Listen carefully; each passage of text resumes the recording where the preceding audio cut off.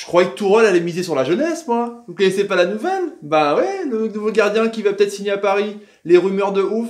Salut à tous, footeuses et footeux de bonne famille, c'est Thomas. Petite rumeur mercato qui vient de tomber, bim bim comme ça. Hein.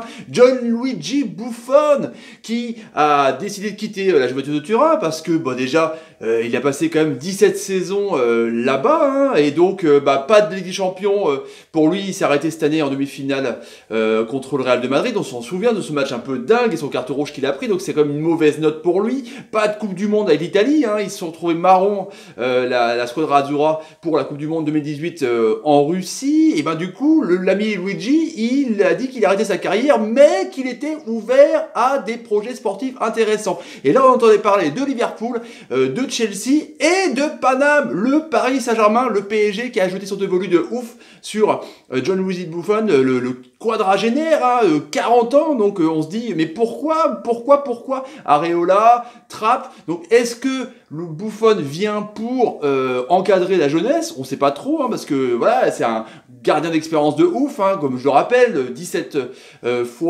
ans à la Juve, 9 titres de champion d'Italie, 4 Coupe d'Italie, 5 Super Coupe d'Italie, mais comme je vous dis, il n'y a pas de titre européen, 3 finales de Champions League quand même, mais il n'y a pas de finale. Bon, les champions du monde, évidemment, on s'en souvient, hein.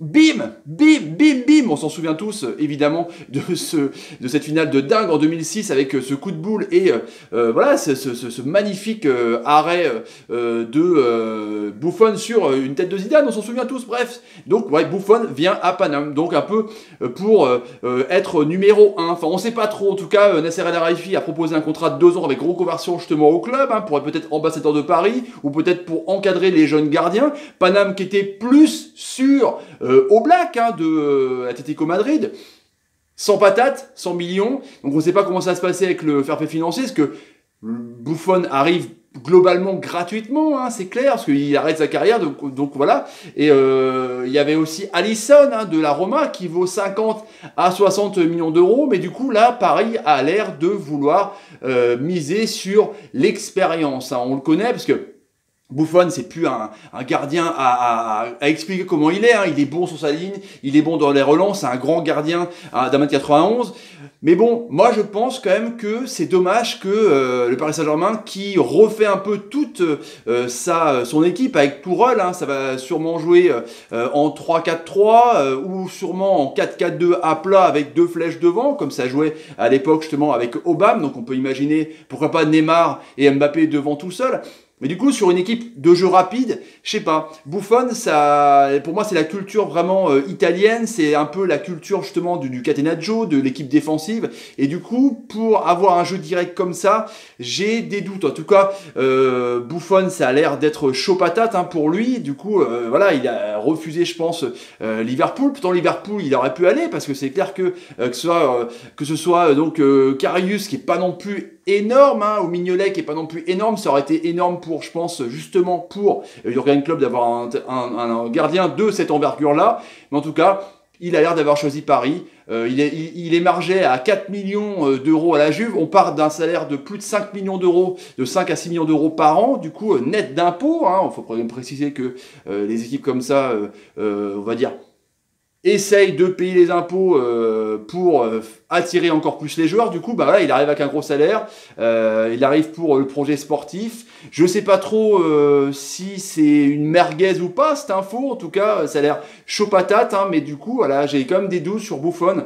Buffon, il y a 10 ans, il avait 30 ans déjà, mais Buffon, il y a 15 ans, ça aurait été pas mal s'il avait eu l'aura de maintenant. C'est clair, c'est un gardien, voilà, comme je vous l'ai dit, il a vraiment commencé à percer, à faire parler de lui sur son premier titre en 99. Donc c'est clair que Paris n'était pas à ce moment-là super fort et avec les investisseurs de ouf qu'il y avait. Mais du coup, sur le projet, si Buffon vraiment ça se fait à 40 piges de jouer à Paname dans le nouveau projet de Tourelle, alors qu'il aime bien miser sur la jeunesse, ça me paraît un peu chelou quand même, ce recrutement, cette rumeur. En tout cas, voilà, ça a l'air de parler, ça a l'air d'être chaud bouillant. Du coup, on verra la classa italienne à Paris pour la prochaine saison, hein, normalement. Hein. En tout cas, ça a l'air chaud patate. En tout cas, Selon les rumeurs qu'il y a en ce moment, hein, ça a l'air d'être voilà, du Pogba, ça a l'air d'être un peu voilà, des jeunes mais très forts en devenir, quoi. C'est pour ça que Buffon, ça colle pas du tout avec